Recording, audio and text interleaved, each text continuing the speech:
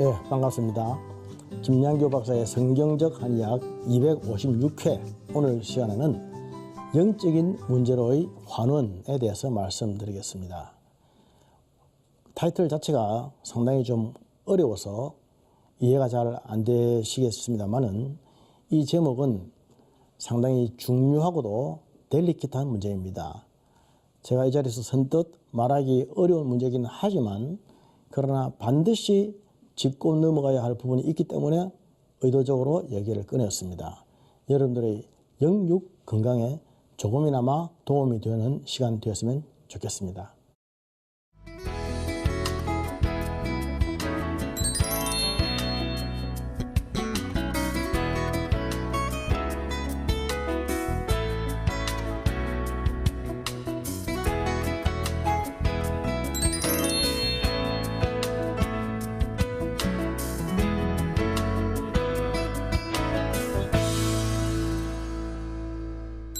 제가 크리스찬 한의학자로 평생을 살아오면서 항상 의문되는 부분이 사실 몇 가지 있습니다. 어디 선뜻 얘기하기도 어렵고 얘기할 수도 없는 문제들, 그런 문제들입니다. 삶과 죽음에 대한 얘기죠.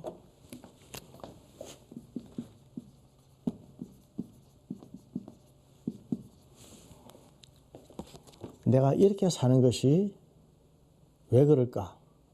하나님의 뜻일까? 내가 이런 아픔과 어려움을 당한 것이 하나님이 허락하신 것일까?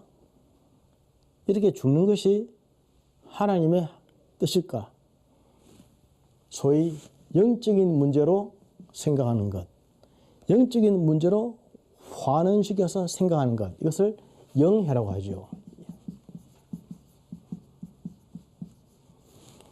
알레고리칼하게 생각한다, 그렇게 생각하는 것인데, 우리 크리스찬들은 상당히 영적인 사람들이기 때문에 실제로 삶의 모든 문제를 영적인 관점에서 비추어 봐야 하는 것은 맞습니다. 그러나 그것이 도가 지나쳐가지고 그러지 않아야 될 부분까지 영적인 문제로 환원을 시켜서 함부로 예단하고 진단하고 처방까지 내리는 그런 안타까운 일들이 우리 주위에 너무나 많습니다. 사람이 감기에 들거나 음식을 먹어서 체하거나 이렇게 되면 이게 하나님 뜻이라고 생각합니까? 이게 귀신의 짓이라고 생각합니까? 이런 것을 귀신이라고 주장한 모 목사님이 이단으로 몰렸죠. 이런 문제에 걸릴 때는 아무런 이유가 없이 우리는 그냥 치료를 받습니다. 하지만 정신적인 문제, 정신적인 질환, 왜 이런 병에 걸리면 자꾸 영적으로 해석을 합니까? 왜 그렇죠? 저는 이런 부분들이 참 이해가 안 됩니다. 그럼 정신이 영혼입니까? 정신이 영혼입니까? 같은 것입니까? 아니죠. 같은 것은 아니죠. 정신은 영혼의 한 부분이긴 하지만 영혼은 아닙니다. 그러면 우리가 왜 정신적인 아픔이 있고 질환이 생기면 이걸 자꾸만 영적인 문제로 생각을 합니까? 영적인 문제로. 이 부분에 크리스찬의 큰 딜레마가 있다고 저는 생각합니다. 의학적으로 볼 때는 정신도 육체다. 이 말이 맞습니다. 정신도 육체다. 정신이 육체라고 하는 것은 이해가 잘 안 되시겠지만 제가 이 자리에서 몇 번 말씀을 드렸습니다. 정신도 육체입니다. 다시 말해서 정신적인 어떤 생각이 자꾸만 들고 정신적인 아픔을 겪는 것은 뇌 속에서 생기는 신경 전달 물질, 호르몬의 분비장애가 오는 것입니다. 세로토닌이라고 하는 호르몬이 분비가 안 되면 사람이 우울해지고 기분이 안 나고 쭉 깔아집니다. 멜라토닌이 분비가 잘 안 되면 잠이 잘 안 오죠. 도파민이 분비가 많이 되면 사람이 환상을 보게 되고 자꾸 환각에 빠지게 되죠. 이러한 증상들을 다 정신으로 나타나는 증상인데 그것을 치료할 때에는 뇌 신경 전달 물질을 잘 나오게 하고 제대로 나오게 하고 분비가 바르게 되도록 치료해주면 그 증상이 없어지는 것입니다. 그런 의미에서 정신도 육체다라고 하는 말이 이게 정설입니다. 맞습니다. 맞는 얘기입니다. 그런데 우리 크리스찬들에게 제일 문제는 정신이 육체가 아니다 이렇게 생각하는 것입니다. 정신은 육체가 아니다. 그럼 정신은 무엇이냐? 정신은 영혼이다 이렇게 생각합니다. 그래서 감기에 걸리거나 식체에 걸리거나 허리를 삐걱하거나 다리를 접치는 문제는 영혼의 문제가 아니지만 정신에 관계되는 문제는 항상 영혼의 문제와 상관이 있게 생각합니다. 영혼의 문제라고 하는 것은 다른 말로 하면 귀신 들렸다 이렇게 생각합니다. 귀신의 짓이다. 귀신 짓이다. 귀신 들렸다. 이렇게 생각을 해버리기 때문에 엄청난 과오를 저지를 수가 있습니다. 중세 마녀사냥,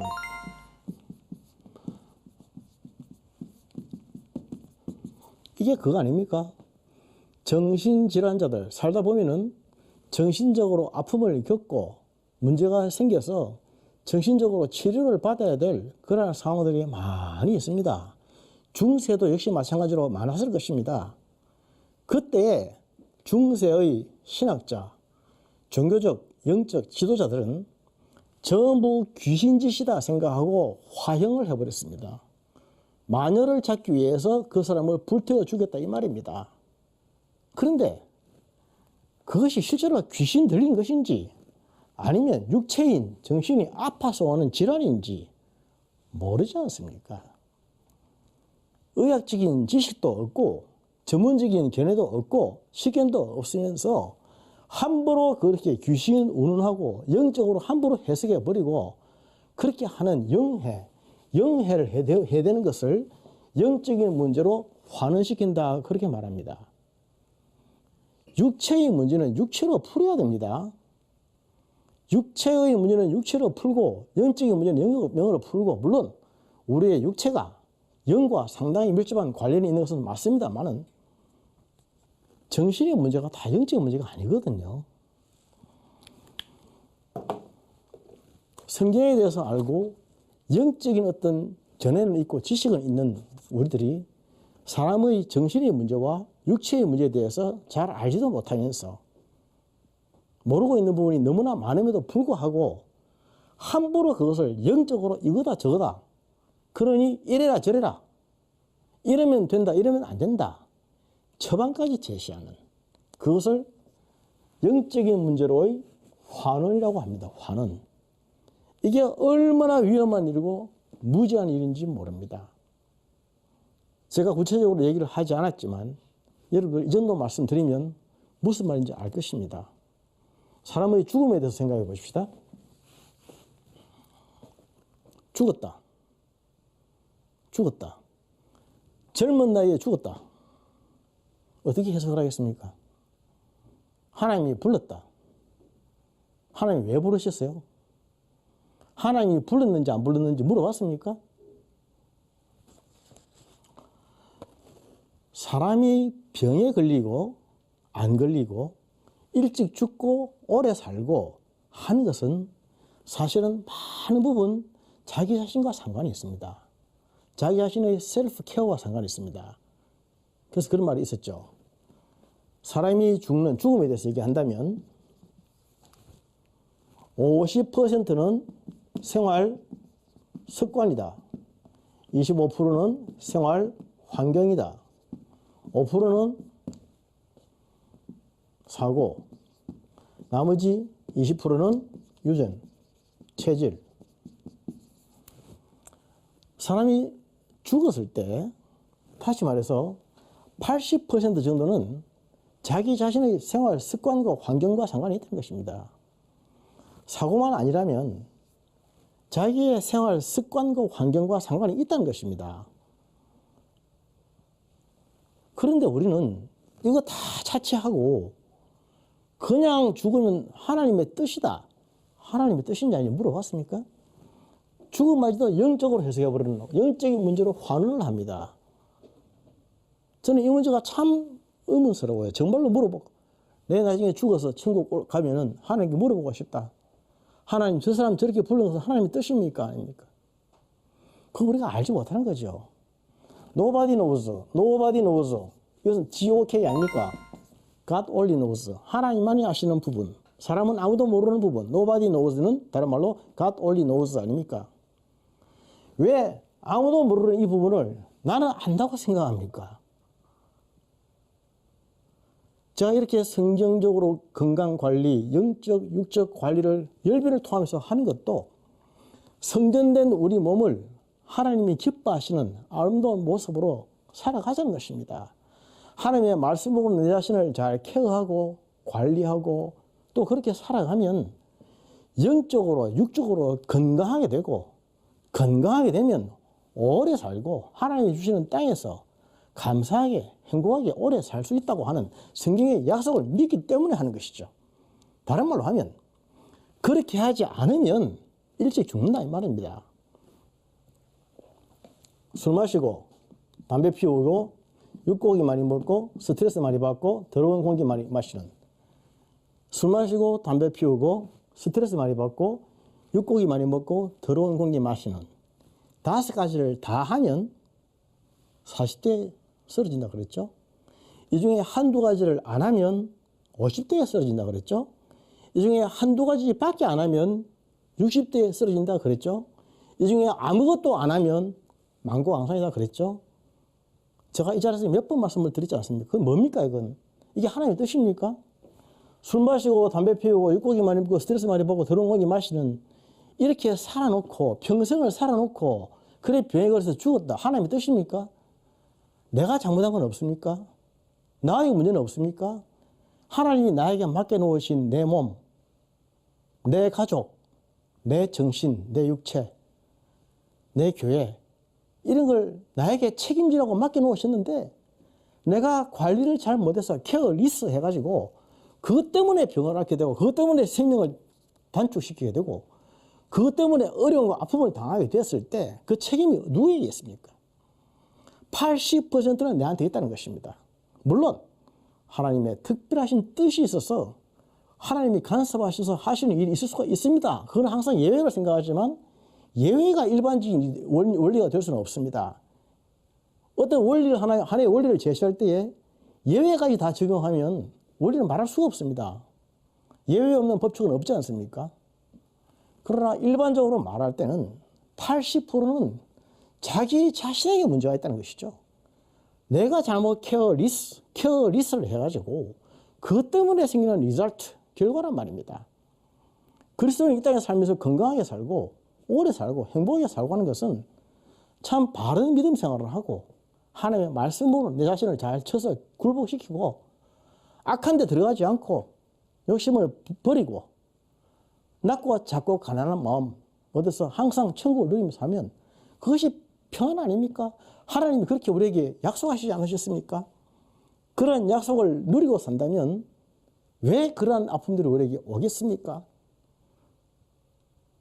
그러나 그러하게 하지 않고도 다 자기의 잘못이 있고 자기의 문제가 있고 자기의 관리 부족이고 소홀했던 것임을 인정하지 않고 다 영적으로 해석해서 그것은 하나님이 부르신 것이고 하나님이 허락하신 것이고 하나님의 뜻이고 하나님 입장에서 보면 얼마나 기가 막히겠습니까? 그건 네가 잘못한 것이 왜 내가 부른 거라고 생각하느냐? 성경 어디에도 보면은 하나님의 말씀을 지키고 부모에게 효도하고 그렇게 하는 사람에게는 이 땅에서 잘되고 오래 살리라 분명히 약속하고 계시지 않습니까? 약속의 말씀을 믿는다고 하면 우리는 다른 생각하지 말아야 되죠. 정신적인 질환, 이 많은 부분이 오해를 받고 있습니다. 복음서에 보면은 나면서부터 안전병이 된 사람이 있습니다. 그 사람을 보고 제자들이 예수님께 물었습니다.